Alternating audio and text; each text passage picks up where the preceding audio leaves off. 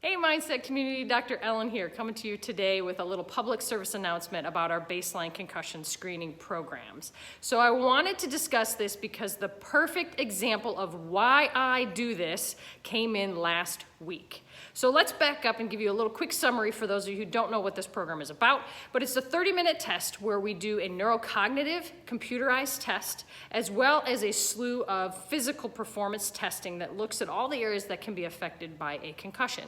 The importance of this is to determine your individualized norms, especially because we don't have age normative data in all those areas that can be affected by a concussion. So this is a problem. So if I see a child that I've never met before, I don't have age normative information in all the categories, and I don't have their individualized norms, well then what happens in the medical profession is we're making our best educated guess. But you know what? We can do a heck of a lot better than that. So I had an athlete get a concussion. So she originally did her baseline screening last fall. She just got a concussion, and I offer a free retest. This is the reason I do it, a free retest to compare apples to apples. So she came back in for a retest, and it was absolutely fascinating and just made me smile because I was so happy that we were able to pick up this information and these problems, because if I didn't have the baseline, I wouldn't have been able to do that. So let me give you a prime example. In the balance section of this test, the average score is a 12. Okay, last fall, this athlete scored a 4, which is very good on this test, okay? And so then she came in this past week and scored a 12. So if I didn't know that her norm was a 4, and she came in at a 12, I would assume she's okay, she's average, and I would have likely recommended return to play too soon.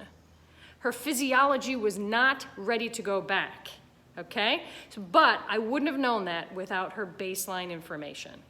So this is why I do what I do.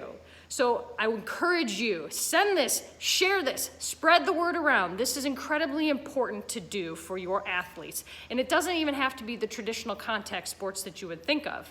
Cheerleading is a major sport that I see, gymnastics, soccer, lacrosse, wrestling with your siblings. It doesn't even have to be traditional sports environments. I also see a lot of young adults who get into car accidents. So it doesn't necessarily have to be in the traditional format, but having this information is vital, especially if you are in any sort of high-risk sports. So again, share this, spread this, get this information out there so that we can help all these kids to make sure that we are doing them justice, keeping their brains as healthy as possible, because their brains aren't even fully developed until their early 20s.